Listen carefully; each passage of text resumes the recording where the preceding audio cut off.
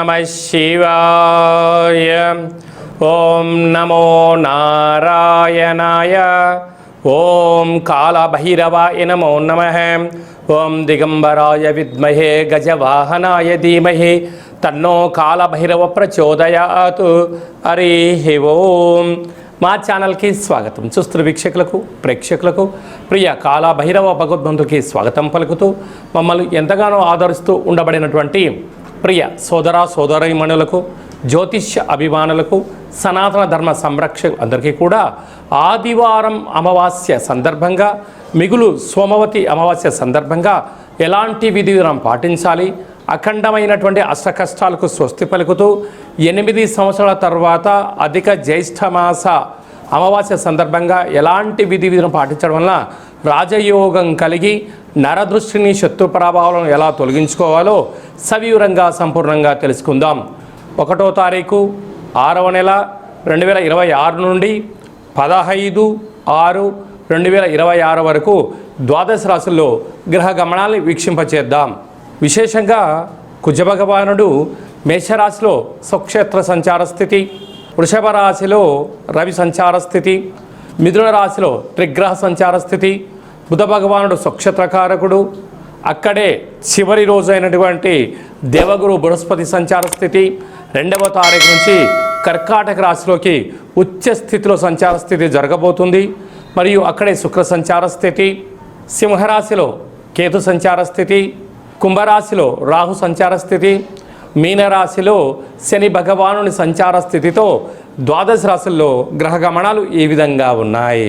కర్కాటక రాశి వారు తస్మాత్ జాగ్రత్త. 12 సంవత్సరాల తర్వాత దేవగురు బృహస్పతి ఉచ్చస్థితిలో కర్కాటక రాశిలో సంచారం చేస్తున్నారు. మరొకవైపు అష్టమ రాహు సంచార స్థితి ఉన్నప్పుడు రాహుకేతులు మొదలై సకల గ్రహాలు ఉన్నాయి కనుక మీరు ఏమి చేసినా చేయకపోయినా నిందలు మోసే సమయం ఆసనమైంది కనుక తస్మాత్ జాగ్రత్త అని చెప్పి జ్యోతిర్విజ్ఞానం తెలియచేస్తుంది. కర్కాటక రాశిలో ఏ నక్షత్రాలు వస్తాయనగా పునర్వసు నక్షత్రంలో చివరి పాదం 4వ పాదము, పుష్యమీ నక్షత్రంలో 4 పాదాలు, ఆశ్లేష నక్షత్రం 4 పాదాలు కలిపితే కర్కాటక రాశి. రాశాధిపతి చంద్రభగవానుడు. రాశిలోకే 12 సంవత్సరాల తర్వాత దేవగురు బృహస్పతి ఉచ్చస్థితిలో సంచారం చేస్తున్నాడు కనుక అదృష్టం, ఆనందం, దురదృష్టం, శత్రు ప్రభావాలు అన్నీ పంచి ఉన్నాయి. ఏం చేయాలి, ఏం చేయకూడదు, చేస్తే ఏమవుతామో, చేయకపోతే ఏమవుతామో అనేటువంటి సందిగ్ధమైనటువంటి పరిస్థితి ఉంటుంది. కనుక ఇలాంటి కాల సమయంలోనే దేవతారాధన, సత్ప్రవర్తన, పుష్కర స్నానము, ఆధ్యాత్మిక చింతన, మెడిటేషన్, ధ్యానము, యోగా, ఆసన కార్యక్రమాన్ని చేయడం వలన ఒక దిశను మీరు నిర్దేశించుకొని కష్టాలను ఛేదిస్తూ ఐశ్వర్యానికి స్వాగతం పలికేటువంటి సమయం ఆసన్నమైంది మిత్రమా అని చెప్పి గమనించాలి. అష్టమంలో రాహు సంచార స్థితి. ఇలాంటి కాల సమయంలో నిద్రలేని రాత్రులు గడపడం, అనేక రకాలమైనటువంటి అంతర్గత శత్రువులతో, బహిర్గతమైన శత్రువులతో, అనారోగ్యంతో మీరు ఇబ్బంది పడే పరిస్థితి అధికంగా ఉంటుంది. కనుక ఇలాంటి కాల సమయంలో మీరు వీలైనంత వరకు సహనం, సమయస్ఫూర్తి, ఆరోగ్య నియమాన్ని కూడా పాటించుకోగలగాలి.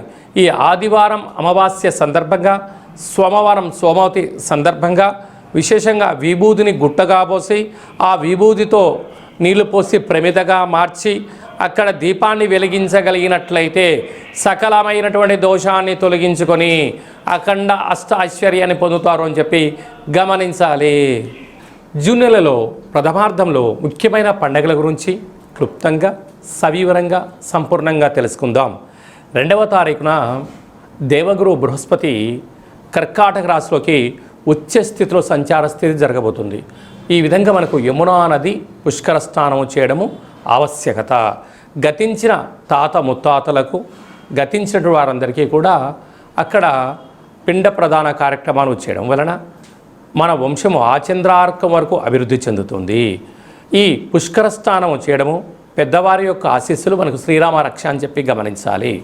మనము యమునా నది తీరంలో ద్వారకా క్షేత్రంలో ఈ యొక్క పుష్కర మహోత్సవ సందర్భంగా మనం ఈ కార్యక్రమాలు ఏర్పాటు చేస్తున్నాం. వెళ్ళలేనటువంటి వారు ఈ కింద నెంబర్ సంప్రదించి ఎవరి గోత్రనామంలో అయితే అక్కడ కార్యక్రమాలు చేయించాలో వాట్సాప్లో పంపించగలిగినట్లయితే అక్కడి నుంచి మీకు వీడియో కాల్ ద్వారా ప్రత్యక్ష పూజా కార్యక్రమం చేయించి మీకు ఆ యమునా నది పుష్కర జలాన్ని అందజేయడం జరుగుతుందని చెప్పి గమనించాలి. అలాగనే మనకు విశేషంగా 8వ తారీఖున కాళాష్టమి, 8 సంవత్సరాల తర్వాత అధిక జ్యేష్ఠ మాసంలో బహుళపక్షంలో అష్టమిని కాళాష్టమి అంటారు. కనుక కాళాన్ని జయింపజేసే శక్తి కాలభైరవుడికి ఉంటుంది. కాలభైరవుడి యొక్క స్మరణ ధ్యానము ఉత్తమమైనటువంటి జీవితానికి స్వాగతం పలకవచ్చు అని చెప్పి గమనించాలి. 13వ తారీఖున శని త్రయోదశి. ఆ శని భగవాన్ యొక్క స్మరణ ధ్యానము దీపము అభిషేకం వలన శని దోషాలు తొలగిపోతాయని చెప్పి గమనించాలి. 14వ తారీఖున విశేషంగా ఎన్నడూ లేనటువంటి విధంగా 8 సంవత్సరాల తర్వాత అధిక జ్యేష్ఠమాస బహుళపక్ష అమావాస్య ఆదివారం. అలాగనే మిగులు 15వ తారీఖున సోమవతి అమావాస్య. అమావాస్య అనగానే మనకు ఇంటి ముందర గుమ్మడికాయని తీసి పలగొట్టుకోవడం, కుళ్ళిపోయిన గుమ్మడికాయని తీసి బయట వేసేసుకోవడం, గుమ్మడికాయ కట్టుకోవడము, సకలమైన నరదృష్టి వాస్తు దృష్టి దోషాలు తొలగించుకొని యంత్ర మంత్ర తంత్ర సాధన చేయడం వలన అఖండ అష్టైశ్వర్యాలు కలుగుతాయి. ఇది అధిక జ్యేష్ఠ మాసం విశేషంగా ఆదివారం అమావాస్య సందర్భంగా మనము ఏ చిన్న ఆవగింజంత పూజా కార్యక్రమాలు చేసినా గుమ్మడికాయంత ఫలితం కలుగుతుందని చెప్పి గమనించాలి.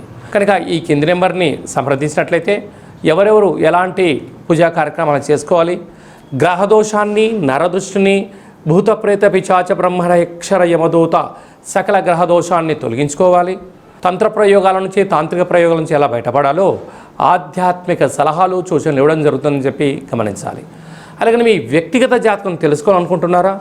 మీ యొక్క పేరు, పుట్టినటువంటి తేదీ, నెల, సంవత్సరం, పుట్టిన సమయం రాసి వాట్సాప్లో పంపించగలరు. 100 సంవత్సరాల జాతకాన్ని రాసి పంపించి మీరు పుట్టినప్పుడు గ్రహ గమనాలు ఎలా ఉన్నాయి, ప్రస్తుత కాలం ఎలా ఉంటున్నాయి, భవిష్యత్తులో ఎలా ఉండబోతున్నాయో సవివరంగా సంపూర్ణంగా తెలియజేయడం జరుగుతుందని చెప్పి గమనించాలి.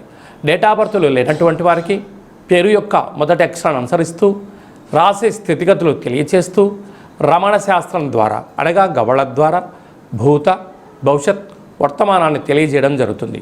ఈ కింది నెంబర్ని అపాయింట్మెంట్ తీసుకొని సంప్రదించగలరు.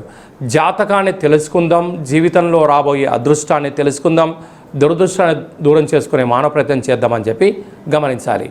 అందరికీ ఆదివారం అమావాస్య సోమవతి అమావాస్య ఆశీస్సులు పుష్కర భగవాన్ యొక్క ఆశీర్వాదాలను కోరుకుంటూ మనసారా ఆశీర్వచనం. శతమానం భవతి శతాయు పురుష సతేంద్రియ ఆయుష్యేవేంద్రియే ప్రతిష్టతి ధనం ధాన్యం బహుపుత్రలాభం శత సంవత్సరం దీర్ఘమాయు సర్వే జనా సుఖినో భవంతు లోకా సమస్తా సుఖినో భవంతు సర్వం కాళభైరవ దేవతార్పణమస్తు. హరి ఓం. ఈ వీడియో మీకు నచ్చినట్టయితే లైక్ చేయండి, షేర్ చేయండి, మా ఛానల్ని సబ్స్క్రైబ్ చేసుకోండి.